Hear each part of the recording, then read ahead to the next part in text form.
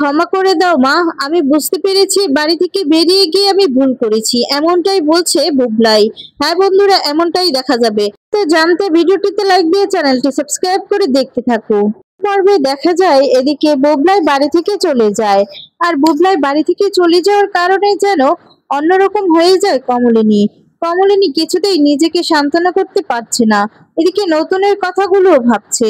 আর তখন দেখা যাবে নতুন বলছে, কি দরকার ছিল কমলিনী আমাকে এই বাড়িতে রাখার? আর তখন বলে নতুন ঠাকুরপো, তুমি এ কথা বলো না, তুমি এই বাড়িতে থাকবে না, এই বাড়িটা তো তোমার, তাহলে তুমি কেন এই বাড়িতে থাকবে না বলো তো? আর তখন বলে, আমি এই বাড়িতে থাকবো না ঠিক আছে, কিন্তু এই যে বুবলাই যে বাড়ি থেকে চলে গেল, এই থেকে কিন্তু আমি কষ্ট আর পাইনি, এটাই কিন্তু আমার বড় কষ্ট। আমি এই বাড়িতে না থাকলেও যতটুকু কষ্ট না পেতাম তার থেকেও বেশি বুবলাই বাড়ি থেকে চলে গেছে বলে আমি কিন্তু কষ্ট পাচ্ছি। এই কাজটা কিন্তু একদমই ঠিক হয়নি।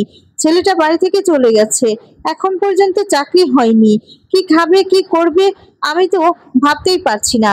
তখন কমলিনী বলে, তুমি চিন্তা করো না নতুন ঠাকুরপো, ওরা নিশ্চয়ই কিছু না কিছু জোগাড় করে নিবে, কিন্তু আমি মা তো, ছেলের এরকম দশা আমি মেনে নিতে পারছি না। আমার ছেলেটা হয়তো বা একদিন না একদিন বুঝতে পারবে সে কত বড় ভুল করেছে, কিন্তু সেদিন না, সে এখানে আসলে হয়তো বা অনেকটাই দেরি হয়ে যাবে। আর তখন নতুন বলে, তুমি এ কথা কেন বলছো, কেন বলছো কমলিনী? আজ তোমাকে ডক্টরের কাছে নিয়ে যাব। নতুনের কথা শুনে কমলিনী বলে, তার কোনো প্রয়োজন নেই, ঠিক আছি, মানসিক রোগের কোনো চিকিৎসা হয় না নতুন ঠাকুরপো। আর তখন বলে, আমি জানি তুমি ভিতর ভিতরে ঘুমে মরছো, তারপরে তোমাকে ডক্টর দেখানো প্রয়োজন, নিজের একটু খেয়াল করো। আর তখন মিঠিল বলে, কাকিমা তুমি কেন ডক্টরের কাছে যাবে না বলো তো, আজকে আমি তোমাকে ডক্টরের কাছে নিয়ে যাব। তুলসী তখন বলে, হ্যাঁ বৌদি ভাই, তুমি আর দেরি করো না, যাও তুমি আজই আজই একটা ডক্টর দেখে নাও। আর তখন নতুন বলে, আমি তোমাকে নিয়ে যাব। এরপর এদিকে কমলিনীর শাশুড়ি মানে ঠাম্মি, ছোট ঠাম্মি বলে যে, হ্যাঁ বৌমা তুমি যাও, একবার নিজের শরীরের তো যত্ন নাও, সবাইকেই তো যত্ন করো, নিজের শরীরের তো যত্ন করো না, যাও ডক্টর দেখিয়ে আসো। আর তখন কমলিনী আর কিছুই বলতে পারে না। দেখা যায় কমলিনীকে ডক্টরের কাছে নিয়ে যাওয়া হয়, সবাই মিলে জোর করে ডক্টরের কাছে নিয়ে যায়। আর তারপর ডক্টর কিছু টেস্ট দেয় আর বলে, তাকে তো খুবই চিন্তিত হচ্ছে, চিন্তিত লাগছে, এমন করেই যদি চলে যায় তাহলে তো ওনার শরীরটা খুবই অসুস্থ হয়ে যাবে। আর তখন বলে, এই জন্য আর কোনো ওষুধও কাজ করবে না। এর কথা শুনে নতুন তো অবাক হয়ে যায়। এদিকে তখন বলতে থাকে যে পরীক্ষার টেস্টের রিপোর্ট গুলো কালকে দেওয়া হবে। আর তখন সমস্ত রকমের পরীক্ষা করে আসে, এরপর সবাই সেখান থেকে চলে যায়। এদিকে বর্ষা বলতে থাকে যে, এভাবে আমরা কি বাপের বাড়িতে যাব?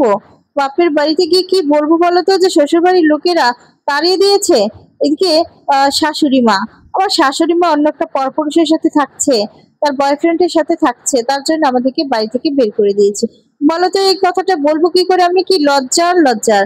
তখন দেখা যায় বুবলাই বলতে থাকে, আমি কি তোমাকে একবারও বলেছিলাম চলো বাড়ি থেকে বেরিয়ে যায়? তুমি তো বললে যে বাড়ি থেকে বেরিয়ে গেলে নাকি ওরা শিক্ষা পাবে, তার জন্যই বেরিয়ে এসেছো। আর তখন বলে, আমি বললাম আর তুমি বেরিয়ে আসলে? একবার তুমি চিন্তা করলে না যে আমরা কোথায় থাকবো? আচ্ছা মা বাবার ঘাড়ে কতদিন বসে খাবো বলো তো?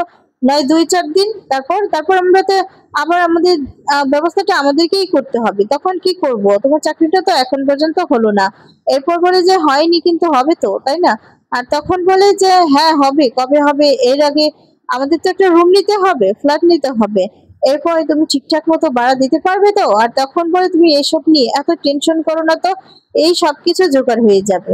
আর তারপর দেখা যাবে ও সবাই নলিনীকে নিয়ে বাড়িতে চলে আসে। আর তখন মিঠি বলতে থাকে যে, মা তোমার কি হয়েছে? এরপর বলে যে, কিছু হয়নি। আর তখন এদিকে মিঠিল বলে যে, রিপোর্ট গুলো দেয়নি, কাল দেবে। এরপর বলে, আসো তো তুমি এদিকে আসো, একটু বসো। কমলিনীকে নিয়ে বসায়। আর অন্যদিকে দেখা যাবে বুবলাইকে নিয়ে বর্ষা তাদের বাড়িতে চলে যায়। আর কলিং বেলটা বাজালে তখন বর্ষার মা দরজাটা খুলে দুজনকে দেখে, আর দুজনের হাতেই ব্যাগ দেখে তো অবাক হয়ে যায়, বুঝতে পারে যে বাড়ি থেকে হয়তো বা রেগে একেবারে চলে এসেছে। আর তখন বলতে থাকে, মা এই কি দশা তোমাদের, তোমাদের ব্যাগপত্র নিয়ে একেবারে চলে এসেছো, তার মানে তোমাদেরকে কি তাড়িয়ে দিয়েছে? তখন দেখা যায় বুবলাই বলতে থাকে যে, না আমাদেরকে তাড়াই নিয়ে আমরা নিজের সাথেই চলে এসেছি। আর তখন বলে, তোমরা নিজের সাথে এভাবে চলে আসলে? আচ্ছা তোমরা কি একবারও ভাবলে না যে তোমরা কোথায় থাকবে? এখানে নয় তোমরা 2-4 দিন থাকবে, তারপর তোমাদেরকে তো চলে যেতে হবে, তোমাদেরকে তো আর সারা বছর আমরা রেখে বসিয়ে বসিয়ে খাওয়াতে পারবো না। তখন বুবলাই তার শাশুড়ির মুখে এমন কথা শুনে অবাক হয়ে যায়। আর তখন বলতে থাকে যে বর্ষা, তোমার মা আসতে না আসতেই শুরু করলো, আমার মতো এতটা নিচু নয়। আর তোমার মা দুদিন হলেও তো এক কথা বলতাম, কিন্তু এখন আসতে না আসতেই এরকম শুরু করলো। মানে তোমার বাড়ি থেকে তুমি একটুও সাহায্য পাবে না? আর তখন বলে তাহলে তোমার কিসের বাপের বাড়ি বলো তো? বর্ষা তখন বলে তুমি এভাবে আমার মায়ের সাথে কথা বলতে পারো না। এরপর বলে কেন পারি না? তুমি যদি আমার মায়ের সাথে পারো তাহলে আমি কেন পারবো না? এরপর বলে যে আমি তো খারাপ কিছু বলিনি, তোমাদের বাড়িতে এসেছি 2-4 দিনের জন্য, সারা জীবনের জন্য তো আসেনি, নিজের একটা সেটেল ব্যবস্থা তো করবো, তাই না? তোমার মা না আজে বাজে কথা বললো, আর তখন তো তুমি কিছু বললে না। আর তখন বলে বর্ষা যে আমার মা তো ঠিক কথাই বলেছে, ঠিকই তো, কতদিন ঘরে বসে খাবে বলো তো, কতদিন? আর তখন বলে যে এখন পর্যন্ত তো একবেলাও খেলাম না, আর এখনই খোটা দেওয়া হচ্ছে। এরপর বর্ষা বলে হ্যাঁ তুমি জানোই তো, শ্বশুর বাড়ি এতদিন থাকতে নেই, তোমার চাকরিটা তুমি ঠিক করে আসো। আর তখন দেখা যায় বুবলাইয়ের চাকরিটা হচ্ছে না, কিছুতেই হচ্ছে না। বুবলাই টেনশনে পড়ে যায়, কি করবে। আর বলে আমার বাপের বাড়িতে থাকলে তো আমি এত টেনশন করতাম, কে আমাকে এত টেনশন করতে হচ্ছে, কি করব আমি। আর তারপর বলে যে মাই তো ঠিক ছিল, বর্ষার যেন অন্যরকম একটা রূপ দেখা যাচ্ছে, এখন আমি কি করব কিছুই তো বুঝে উঠতে পারছি না।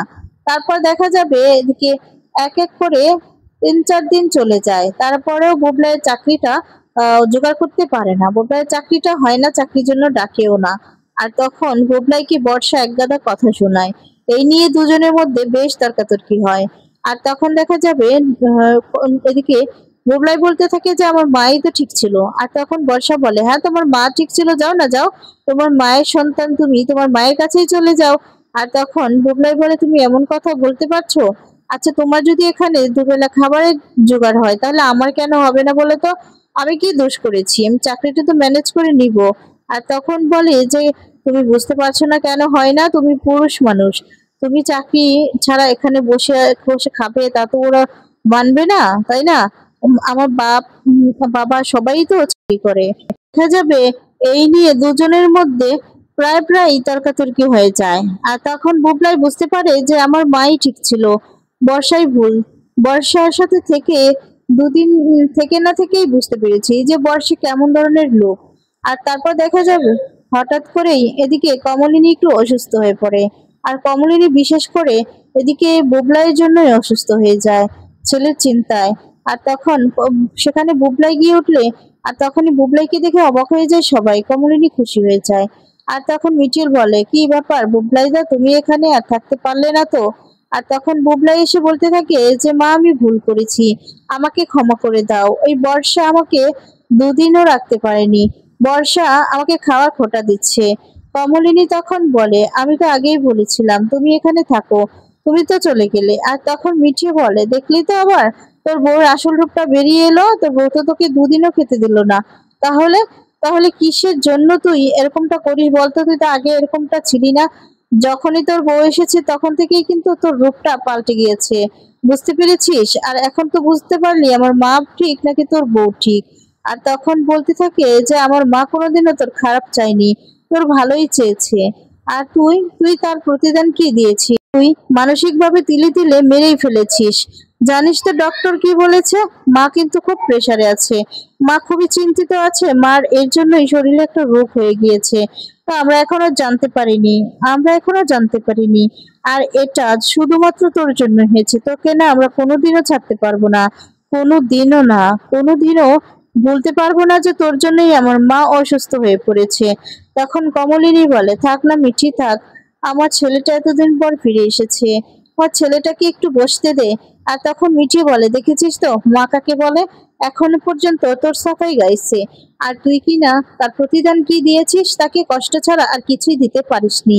আর তখন এদিকে বুবলাই বলে যে মা তুমি আমাকে ক্ষমা করে দাও, আমি ভুল করেছি, আমি ওই লোকগুলোকে চিনতে ভুল করেছি। প্রসম তখন বলে যে হ্যাঁ এবারে অন্তত বুঝতে পেরেছিস, এবার অন্তত তোর মাকে একটু শান্তি দিস। তখন নতুন কাকুর কাছে বুবলাই এসে বলে নতুন কাকু আমাকে তুমি ক্ষমা করে দাও, আমি আসলে অন্ধ হয়ে গিয়েছিলাম, বর্ষা আমাকে যা বুঝিয়েছে, তার বাড়িতে নিয়ে অনেক কথাই বুঝিয়েছে, সেগুলো বুঝে শুনে আমি যা করেছি সবটাই ভুল করেছি, আমাকে ক্ষমা করে